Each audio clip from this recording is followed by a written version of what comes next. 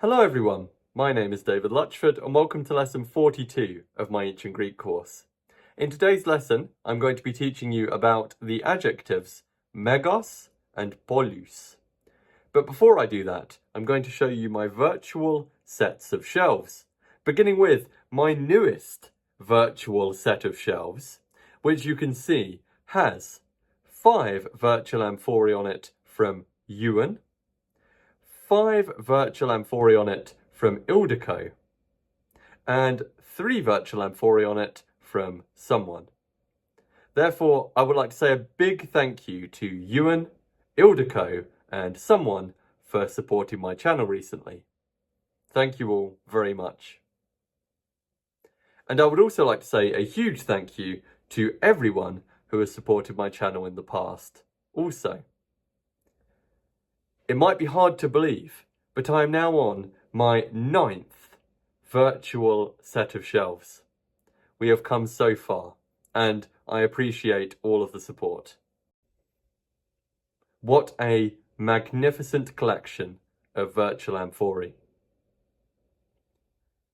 And I should say that in addition to all of the virtual amphorae, I really appreciate every like, every subscription, and every comment. So if you enjoy my videos, please do be sure to like, subscribe, and comment if you have anything to say about the video.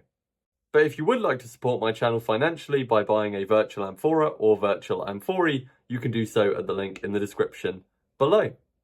But for now, let's talk about the 2 irregular 2-1-2 adjectives, megos and polυs.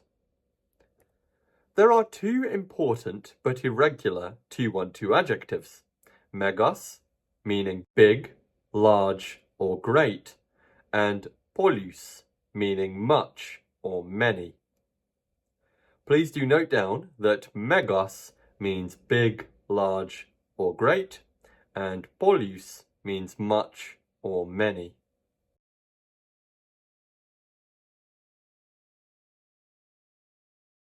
Okay, now that you've got that down, let me explain that these 2 adjectives use a lot of the usual 2-1-2 endings, but they have different, that is, irregular, forms in 5 places. Now we can look at the declension of the adjective megos to see the 5 places where they are irregular, that is, where they have forms that are different from those of a usual 2-1-2 adjective. Now I'd actually like you to try and spot the 5 places where megos differs from a normal 2-1-2 adjective, so please do pause the video and see if you can note the 5 places where megos has a different ending to a normal 2-1-2 adjective.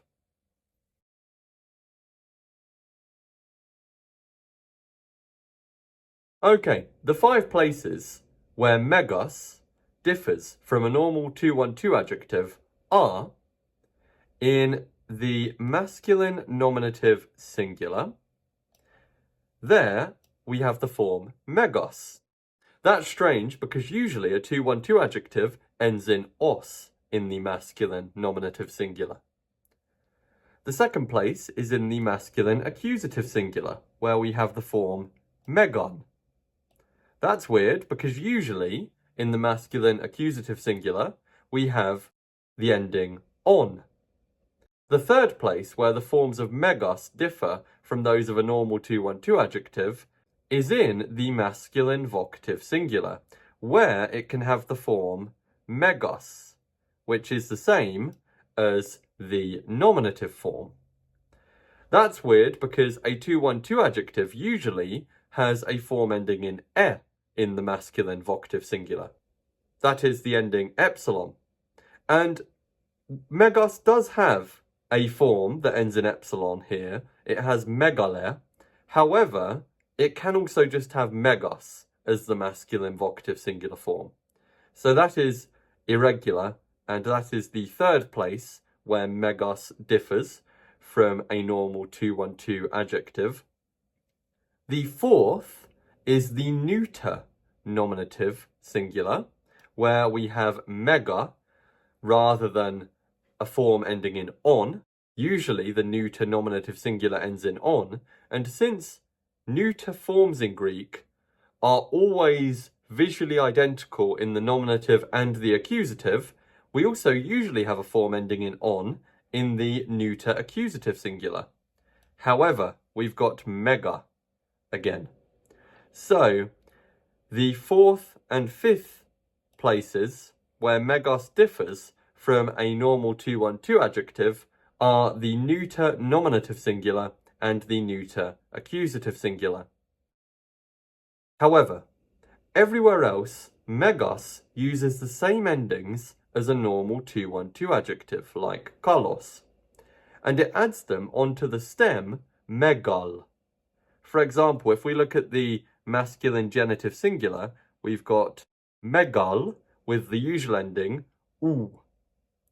So that is the stem that megos uses everywhere else, and it just uses the normal 2-1-2 endings in all of the other places. So megalou, megaloi, we can have megale in the vocative. Then in the plural, we've got megaloi, megalous, megalon, megalois. In the feminine, we've got megaler, megalern, megalers, megalei. It's exactly what we would expect, except in those 5 places that I have pointed out to you. Okay? And that means, ladies and gentlemen, that the neuter nominative and accusative plural forms, since they also end in alpha, like a normal 2-1-2 adjective does in those places, only differ from the neuter nominative and accusative singular forms in virtue of the fact they have the stem megal. Okay, so they have the stem that's used where the normal endings apply. They have lambda and then the ending, whereas the neuter nominative and accusative singular forms just have mega, mega. One final thing I would like to add here is that since I haven't listed a distinct neuter vocative singular form, that means the neuter vocative singular would be visually identical to the neuter nominative singular, that is, mega. Now, as a result of that, the neuter vocative singular is technically a 6th place where megos differs from a normal 2-1-2 adjective. However, I didn't mention this in the video because the neuter vocative singular form of an adjective is always visually identical to the neuter nominative singular form of an adjective. And therefore, if you know the neuter nominative singular form of megos is mega, then you also know that the neuter vocative singular form is mega. You don't have to learn the neuter vocative singular form separately. Now please do pause the video and note down the declension of megos for your reference, along with the 5 places where it differs from a normal 2-1-2 adjective.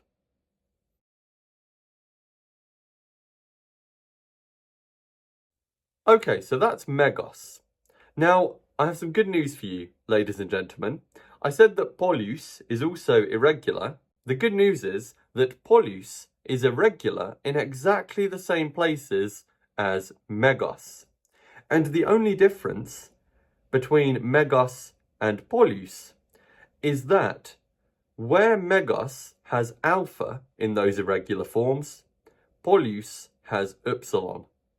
So if we look at the declension of polys, it goes polys, polune, instead of megos, megan. So instead of alpha, we have upsilon in the irregular forms. Similarly, with the masculine vocative singular, we can just have polus, which is the same as the nominative singular, like we could have just megos as the masculine vocative singular of megos. And lastly, in the neuter nominative and accusative singular, we have polu, polu. Like we had mega, mega, here we have polu, polu.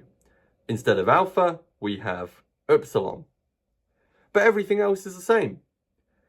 We have a stem with a lambda added in all of the other forms, and then the usual endings added on to that stem.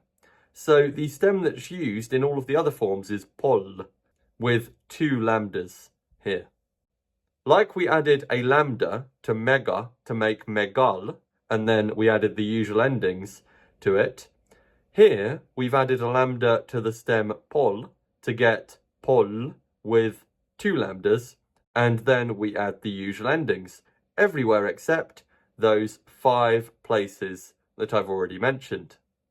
So in the masculine plural, for example, it goes polloi, pollus, pollon, pollois, and then in the feminine singular, poller, pollen, pollers, pollei. So we've got the usual endings everywhere except in those 5 places.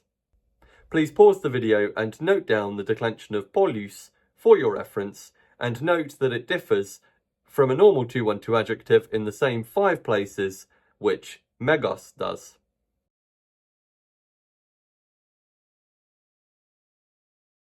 Now, before we do practice with these adjectives, I would just like to raise with you the importance of these words with regard to English, because these words give us many English words.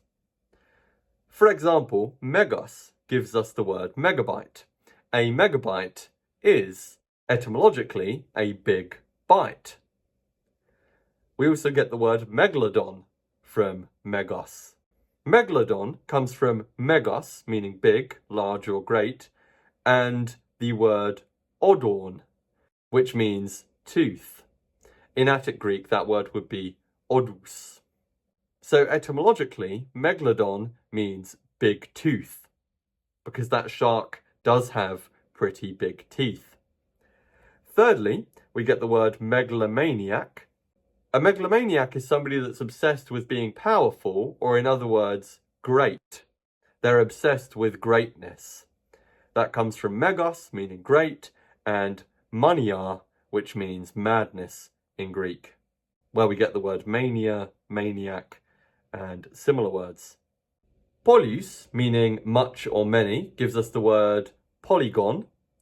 A polygon is a 2D shape which has at least 3 straight sides or angles, and it's an appropriate name because polygon comes from polus, meaning much or many, and the Greek word gornia, meaning angle.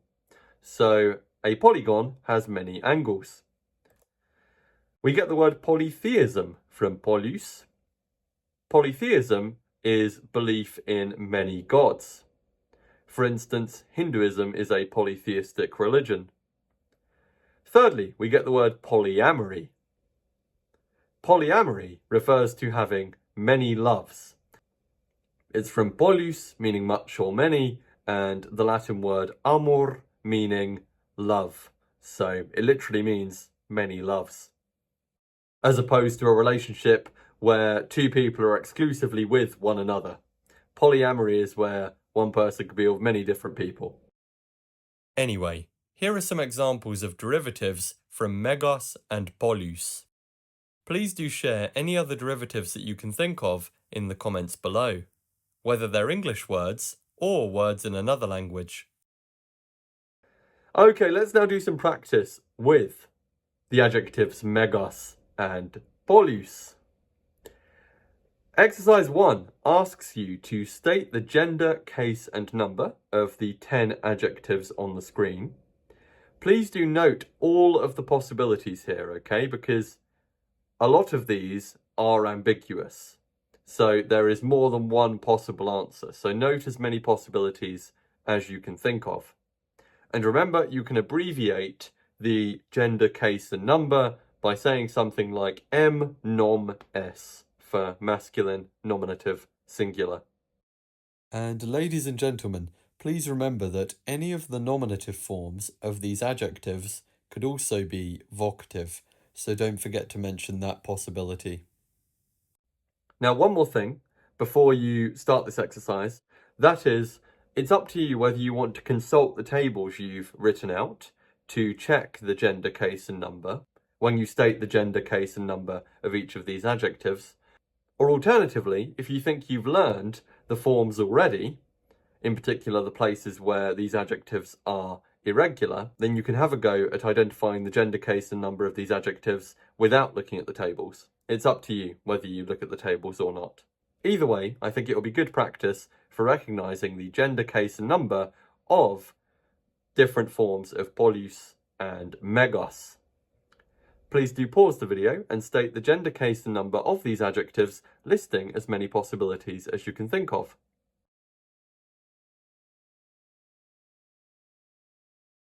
Okay, to go through the answers, number 1, polυ is either neuter nominative singular, neuter accusative singular, or neuter vocative singular.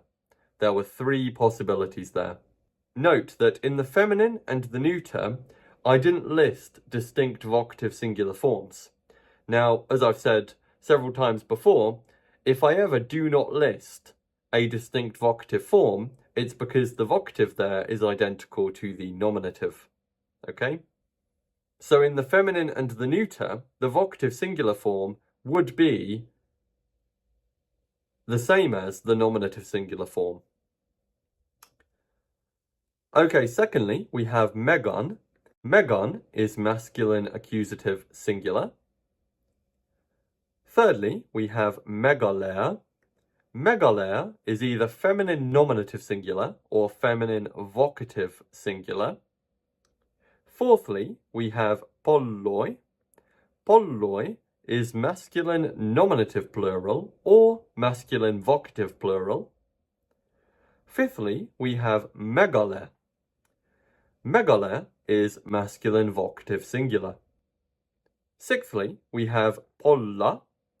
Polla is either neuter nominative plural, neuter accusative plural, or neuter vocative plural.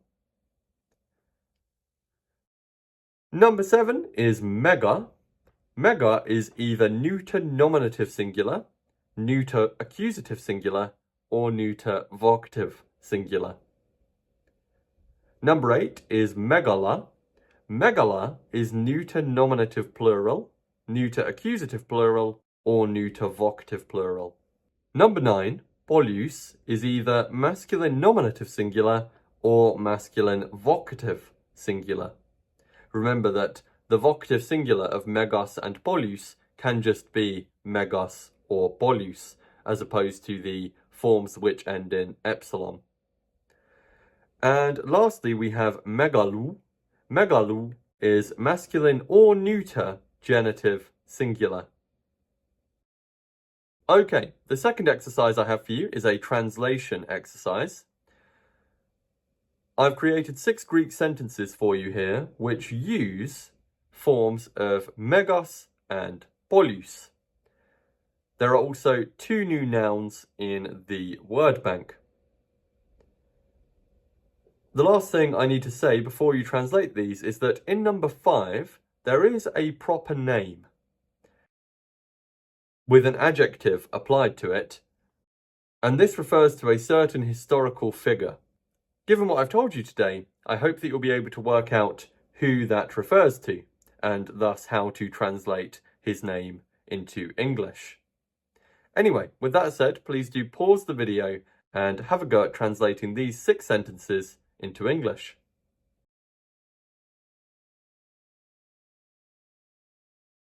Okay, let's now go through the answers. Number 1 is pros megan potamon badisdomen. You should have translated this one as we are walking towards a big river, or we walk towards a big river, or great river, or large river. We know that it means this because pros is a preposition which is here governing the accusative and is therefore meaning to or towards. Then we have megan potamon, meaning a big river, or a great river, or a large river. And since it's in the accusative following pros, it is the prepositional object of pros, and therefore it's the thing that something is going to or towards. And lastly, we have the verb badisdomen. Badisdo means to walk, or more generally to go, and here it ends in omen, so we are doing the action. Therefore, this was we walk or we are walking towards a big river. This could also, in principle, be towards the big river, as the Greeks did sometimes leave out the definite article in prepositional phrases. Secondly, we have eisi pollai nesoi entei helladi. You should have translated this one as, there are many islands in Greece. We know that it means this because eisi is usually they are, but if it appears at the start of a sentence or the start of a clause, then it means there are. And what this sentence is telling us, there are, goes in the nominative. And what we've got in the nominative is pollai nesoi, namely, many islands. So there are many islands. En means in or on. Here it's meaning in. We know that it's appropriate to say in from the thing that follows it here. And it governs the dative. So the thing that follows it, the prepositional object, goes in the dative. And the thing that's in the dative here is Hellas. Here it's in the dative as Helladi, meaning Greece. And proper names in Greek often have the definite article with them, even when they wouldn't in English. So this literally says the Greece, but we wouldn't translate it that way. We would just say Greece.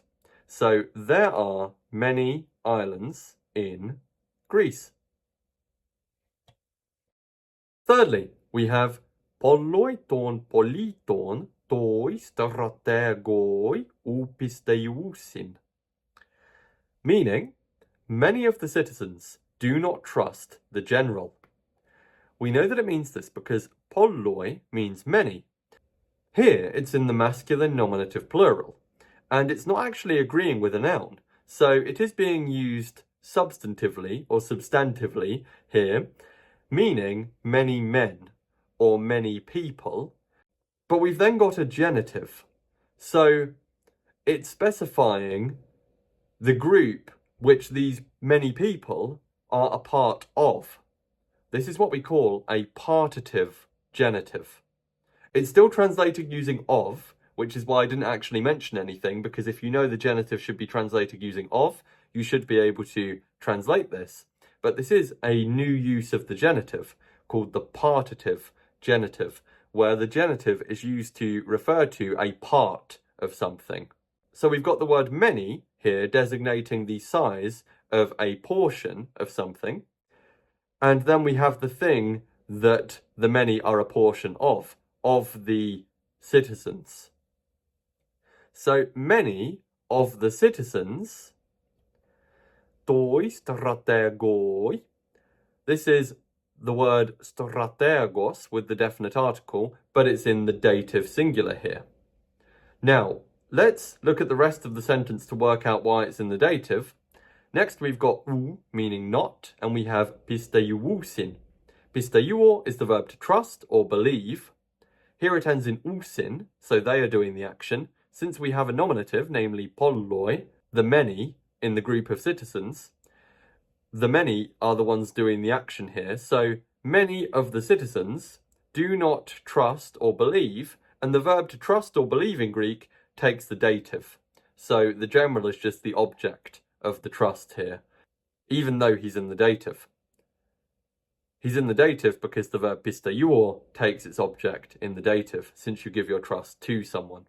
So this was many of the citizens do not trust the general, or do not believe the general. Fourthly, we have hoi megaloi poiusi ta megala. You should have translated this one as, literally, the great men do the great things, is what it literally says. And it could mean that in a certain context, if you're saying the measly men do the menial things and the great men do the great things, if you're describing everyone's roles in a sort of camp or something, you know. However, I have said that the definite article can be used to indicate a general class of people, a group of people in general. So, therefore, if we take the definite article as doing that here, then this would mean great men do great things in general. We have hoi megaloi. Megaloi here is a substantive or substantive adjective. We understand the word men or people after it since it's masculine nominative plural. So great men, or literally the great men, poiusi, they do or they make, you could have said make here, ta megala. Once again, we've got another substantive adjective. We have to understand the word things after it since it's neuter, accusative, plural here. So, the great men do the great things. Or great men do great things. Or great people do great things. Fifthly, we have ho Alexandros ho megas esti basileius is kyros. You should have translated this one as Alexander the Great is a strong king. We have ho Alexandros, meaning Alexander, but then we have a repeated definite article with an adjective, megas, being applied to him. Since megas means great, this literally says Alexander the Great One. But we know that's actually his name, Alexander the Great. And this is the Greek way of saying it. So, Alexander the Great, esti is, basileius is kyros. Basileius means king, is kyros means strong or mighty. So, this says, Alexander the Great is a mighty or strong king. Okay, number 6 is homentoxeutes esti mikros, to de toxon mega. You should have translated this one as, the archer is small, but his bow is big. Or you could have just said, but the bow is big. I've said his because Greek often leaves out words like his, her, its, etc. when they're clear from the context. Anyway, we know that it means this because we do have a men, de contrast here. So this literally says, on the one hand, the archer, esti, is mikros, small or short. On the other hand, to toxon, the bow, and we haven't got a verb here, we understand it based on the context, so we understand the same verb as before, namely esti. But the bow, esti, is mega, big or great or large. Okay, we now have exercise 3 here. There are 5 English sentences on the screen for you to translate into Greek. I have glossed one word in the word bank, and I have explained how to translate a second word, which is underlined as well, also in the word bank. Please do pause the video and have a go at translating these English sentences into ancient Greek.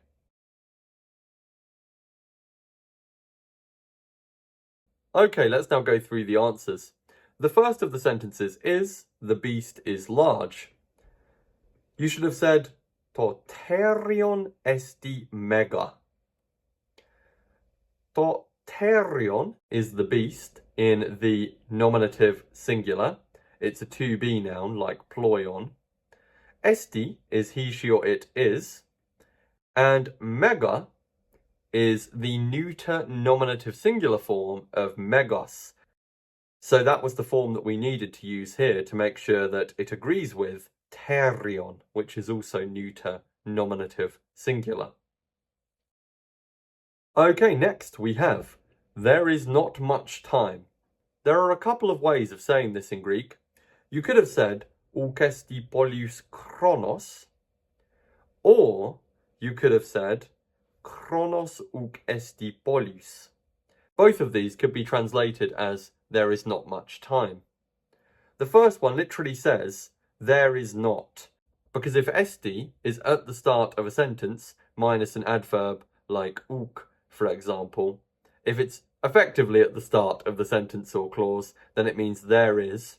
Ouk makes it there is not. And polys chronos means much time in the nominative because it's with the verb to be, and everything with the verb to be goes in the nominative, since nobody's doing anything to anyone else. So there is not much time. Alternatively, we could have said chronos uk esti polys, which literally says time is not much. And the Greeks would sometimes say it that way. So you could have said it as time is not much, or you could have literally said there is not much time. Either of these could, in principle, be translated there is not much time, because in English we wouldn't really say time is not much, but the Greeks would say that. So that was an option as well. Thirdly, we have many women are amazed by the doctor's big house. This was a longer one, and you should have put Pollai Gunaikes ten megalen oikian tu iatru taumas dusin. Don't worry too much about the order. Word order is very flexible in Greek, but hopefully you got the grammatical forms right.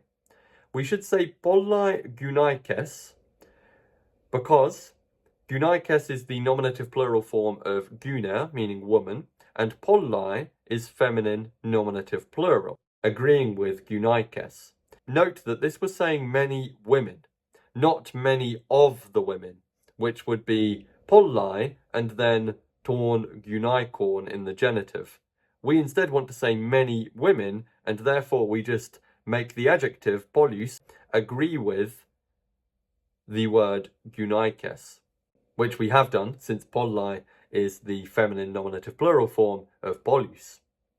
So, many women. Then I put ten megalen oikian, which is the big house. Megalen is the correct form to use here, and so is oikian, and that's because the house is the object of the verb taumas dusin, which is the verb to be amazed. It's the thing that the women wonder at or are amazed by. That thing goes in the accusative. It's the direct object. So, many women, and then we've got the big house in the accusative, tu iatru, that is the doctor, in the genitive singular, just a plain deployment of the genitive in my version of this sentence, meaning of the doctor, and that's about the house. So, many women, the big house of the doctor, taumas dusin means they are amazed, or they wonder at. So, many women are amazed by the big house of the doctor. Or in other words, many women are amazed by the doctor's big house. Now, if you can't picture that, let me help you by showing you this visual rendition of that sentence. Pollai gunaikes ten megalen oikian tuiatru taumas dusin. Many women are amazed by the doctor's big house. Fourthly, we have, the God says many things to the prophet. Here you could have said, Hoteos lege polla te manti, which literally says, word for word, the God says many things to the prophet. Now, here, the God's in the nominative since he's doing the action. Lege is he, she, or it says. I've just put polla, which is the neuter accusative plural form of polys. So I've put a substantive adjective here. We understand the word things from the fact it's neuter accusative plural. But you could have said polla pragmata. You could have included the word things as a separate word in Greek if you wanted to, but I've just done it substantively or substantively. And lastly, we have te manti, which is the prophet in the dative, since the God says the things to her. Fifthly, we have the water is not plentiful. Here, I said that plentiful can be translated just by using the right form of polys, since polys can also mean plentiful. So we just need to put polys in the right gender, case, and number. So we should have said to hudor uk esti poly. To hudor is the water, uk is not, and esti is he, she, or it is. Here it's it since it's the water. So the water is not polυ. Literally is not much, but you can translate it as plentiful. So the water is not plentiful. And we said polυ because that is the neuter nominative singular form of polys. We made it agree with hudor, which is a neuter noun. And here it's in the singular and it's nominative. So we needed polυ, which is also neuter nominative singular. And I should say, the Greeks do often leave out the verb to be, so you could have in principle just said to hudor uk polυ here if you wanted to. Literally, the water not much, without the word esti. You could have dropped esti here, if you have been so inclined to. But for now, let's summarise our learning for lesson 42. Today, we've learned that megos and polys are two irregular 2-1-2 adjectives. They are irregular in that they have unexpected forms in the following 5 places, namely, the masculine nominative singular, where you have megos and polys rather than a form ending in os, the masculine accusative singular, where you have megon and polyn rather than a form ending in on, the masculine vocative singular, where you can have just megos or polys rather than megale or polle. Fourthly, in the neuter nominative singular, where you have mega and poly as opposed to a form ending in on. And fifthly, the neuter accusative singular, where you also have mega and poly as opposed to a form ending in on. These last two are particularly easy to remember because neuter forms are always visually identical in the nominative and the accusative. So if the neuter nominative singular is mega or poly, then the neuter accusative singular must also be mega or poly. And I should add that the neuter vocative singular would also be mega and poly, since the neuter vocative singular form of an adjective is always visually identical to the neuter nominative singular form of the adjective. Now these 5 places are where they are irregular. Everywhere else, they use the normal 2-1-2 endings added onto the stems megal and pol. We've learned 2 new adjectives today, therefore, megos and polys, which I've here put in their dictionary forms with the masculine, feminine, and neuter nominative singular forms listed, which do show their irregularities, or at least some of their irregularities, not all of them. And I've also included the meaning plentiful for polys. As we saw, it is used to mean plentiful. The Greeks use it in places where we would sometimes say something like plentiful or even great on occasion, which I know is weird because megos means great. But for instance, of a crowd, the Greeks would often say that the crowd is polys. And that's weird because it literally says the crowd is much. You would expect them to say the crowd is megos, that it's large, but they do often say that the crowd is polys, which we would have to translate as great, or perhaps plentiful, but great would probably sound better about a crowd. Anyway, these are the main meanings of megos and polys, and we also met 3 new nouns, polites, meaning citizen, related to words like political in English, toxeutes, which means archer. That's related to the word toxon, meaning bow. It's a 1D noun, and it fits in with what we know about 1D nouns, namely that they designate traditionally male roles or jobs. And lastly, we have chronos, which means time. We have seen the word chronos before, but I haven't set it as a word to learn until now. It's related to words like chronological in English. If something is in chronological order, it's in the order of time. That is the order in which things happened. Now it just remains for me to say thank you very much for watching the video, ladies and gentlemen.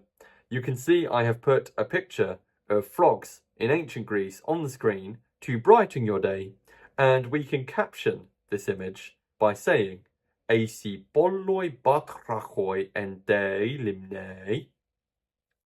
AC here, since it's at the start, is meaning there are. Polloi batrachoi means many frogs, and en means in. The prepositional object is te, limne, which means the pond, or the pool even. So this says, there are many frogs in the pond. Anyway, thank you very much once again for watching, and I shall see you again next time.